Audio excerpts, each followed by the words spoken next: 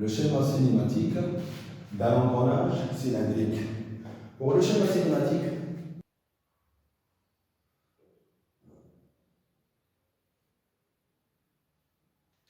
pour ce schéma, généralement, comme vous le voyez là généralement, voilà le pignon, ce que j'appelle pignon, c'est la pièce 1, ce que j'appelle roue dentée, c'est la pièce 2. Donc 1, pignon, 2, roue dentée.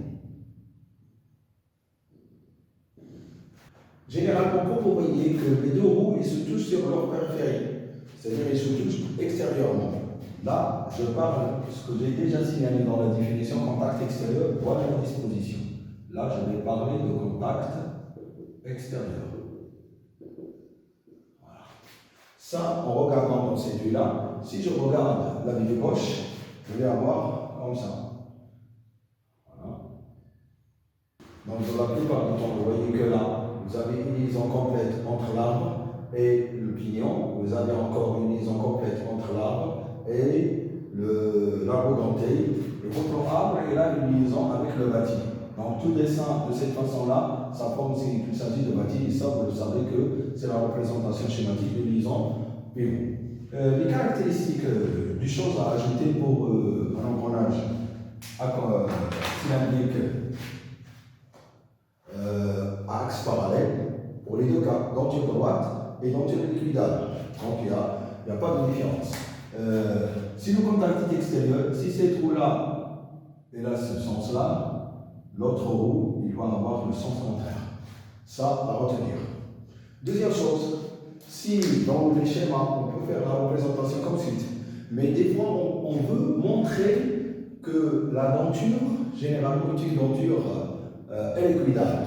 Donc, on peut faire comme ça, ajouter deux traits simples, mais faites attention. Pour l'autre trait, il va être dans le sens contraire, parce que j'ai dit que pour un engrenage cylindrique à denture liquidale, pour que les deux roues s'engrainent, la condition d'engrainement impose que le sens des hélices de l'inclinaison des hélices bêta doivent être de sens opposé.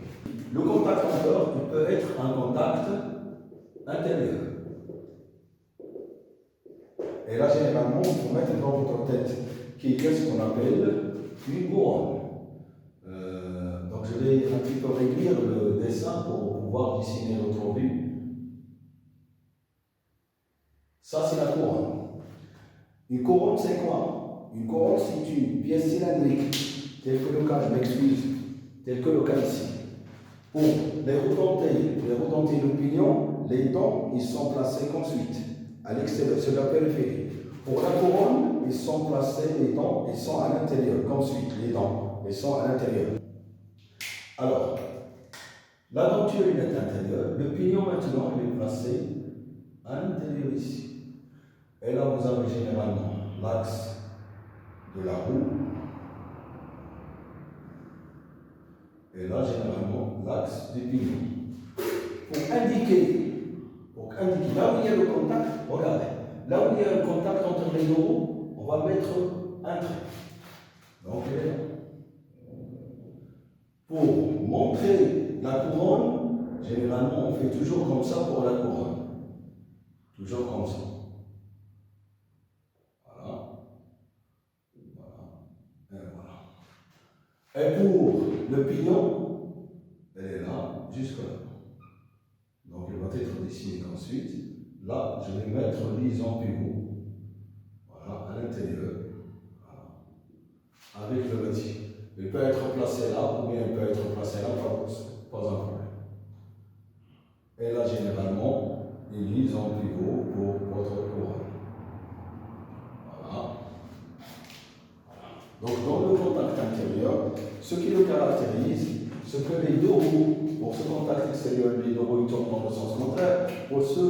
Pour cet engrenage aventure à contact intérieur, si cette roue-là tourne dans ce sens, le pignon il va tourner dans le même sens. Chose à retenir encore.